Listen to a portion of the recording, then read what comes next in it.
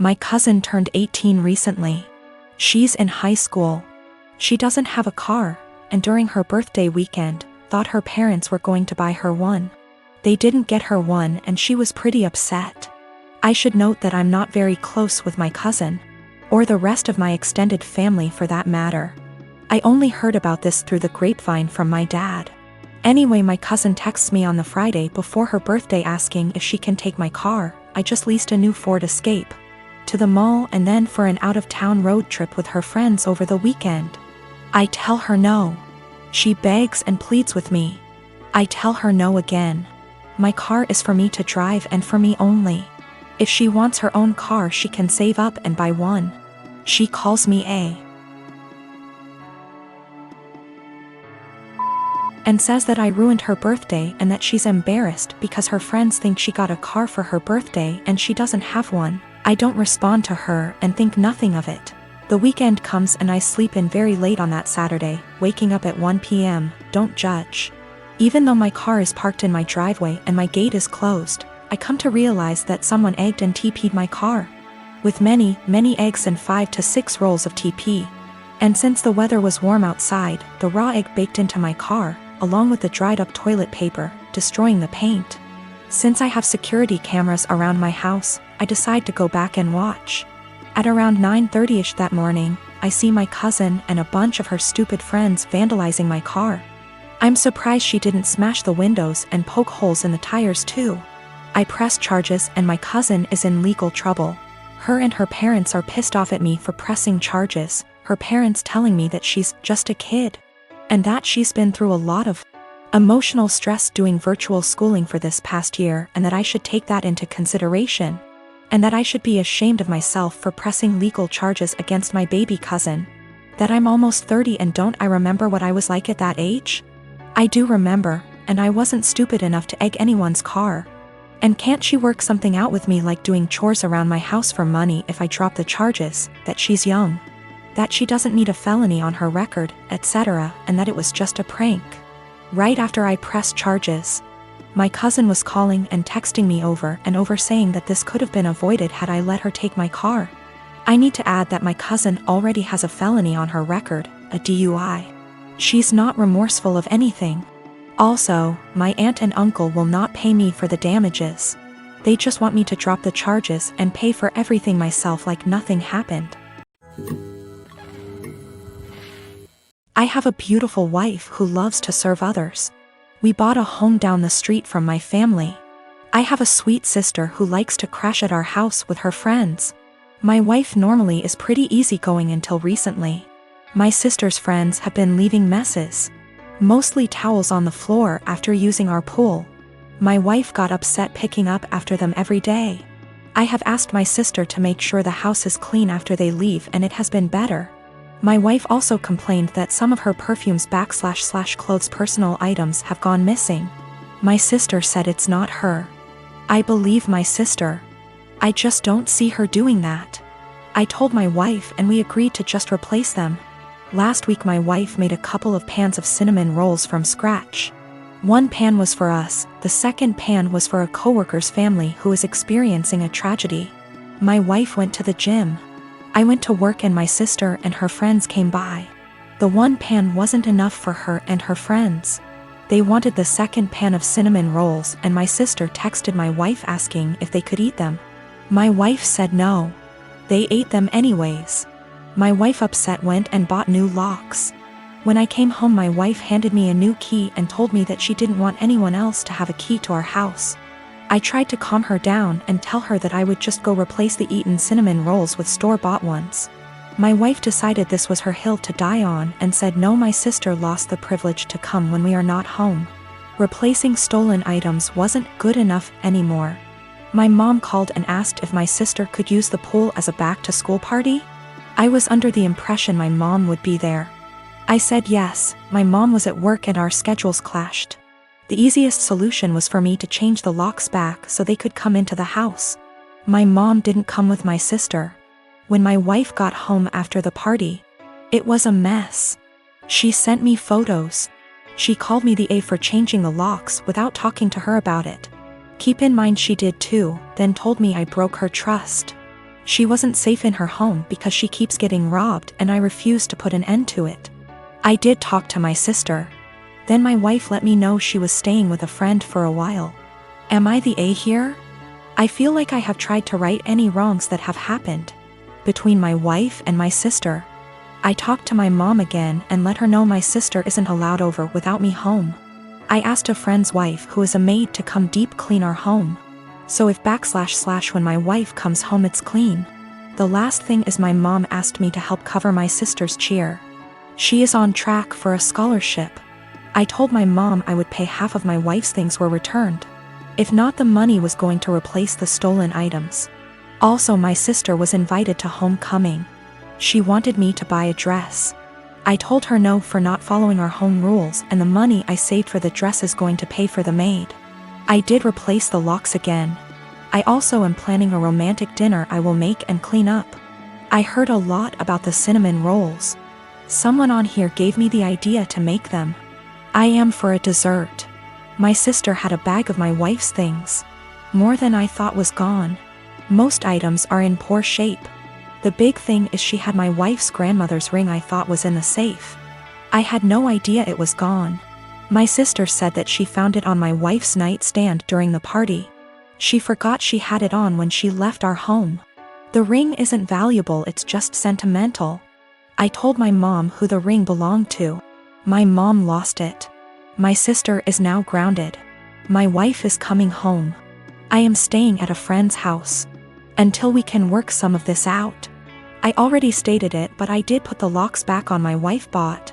My family doesn't have that key. My mom called my wife last night and asked what my sister can do to fix / replace the damaged items. My wife said have her meet me every morning at 5 a.m. I decided to tag along and see what my wife had planned. Trying to support her in whatever punishment she decides to do. You know, the cinnamon rolls. My wife's co-worker's 4 years old is in the final stages of cancer. My wife's plan is for my sister and her to prepare breakfast, get their other kids up and ready for the day. Start laundry, basic cleanup. So her co-worker and his wife can spend as much time as he can with the sick child before work. My sister was silent the whole time coming back home. I can tell it really hit her that her life isn't as hard, even being grounded. I met my husband 6 years ago when we both had just graduated college. He was a lovely guy, handsome and very well put together. He loved muscle cars and weightlifting, and I loved everything about him. I fell in love with him instantly and was over the moon when he asked me to marry him. A year into our marriage, I became pregnant with our son and gained about 30 pounds.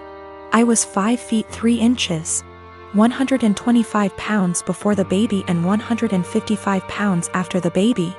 I still fit into the same clothing sizes, so I didn't think I had gained too much weight and that it would come off with breastfeeding and some more exercise. After the baby, my husband started pressuring me to lose the weight. He said that his friends were making comments about how fat I had gotten and that he was not as attracted to me as he was before I had the baby.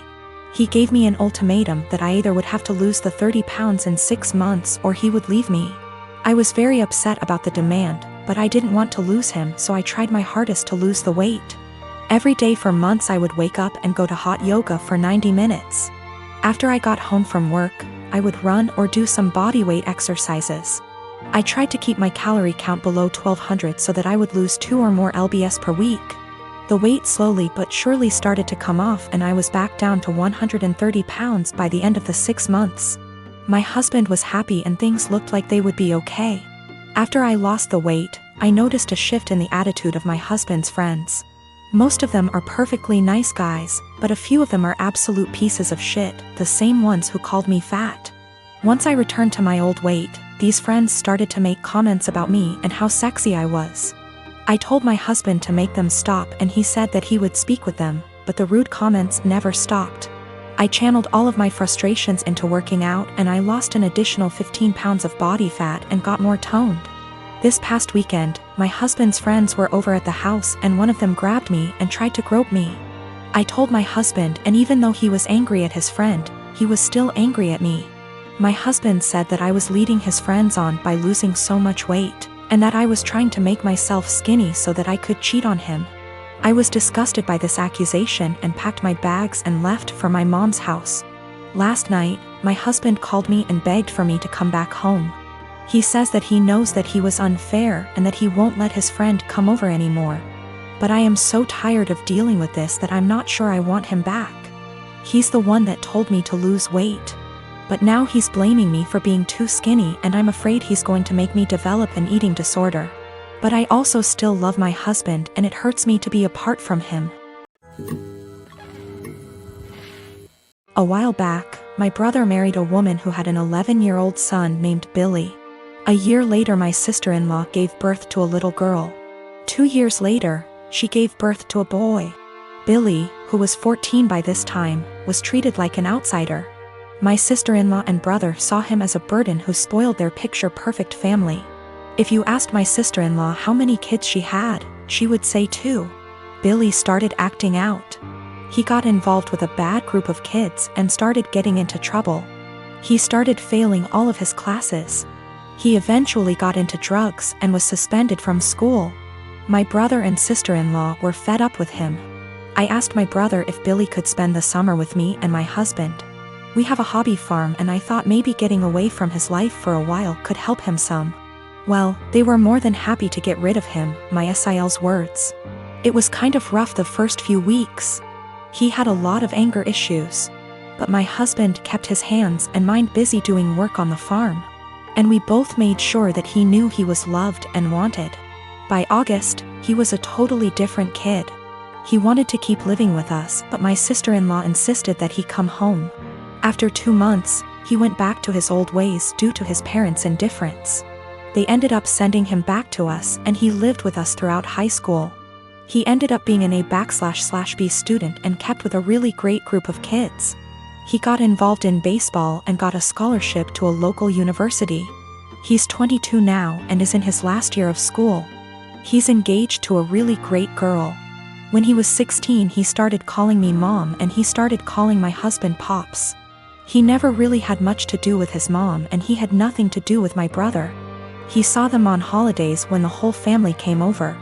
His mom has tried to have a relationship with him the past few years, but he has avoided her. On Christmas, sister-in-law was over, and for whatever reason, she opened my desk drawer and found a birthday card from Billy where he said, "To the best mom ever. Thanks for loving me and giving me a chance." She was devastated. She ended up texting Billy, confronted him and asked him if she would be presented as mother of the groom at his wedding. He told her that he no longer considered her his mom and wasn't even sure if he wanted her at the wedding at all. My sister-in-law is now insisting that I make it clear to Billy that I am not his mother and that he is not to refer to me as such. My brother is also very upset with me. Even my parents are pressuring me to do what sister-in-law wants for the sake of peace. Honestly, I consider Billy to be my son. I count him in with all of my children.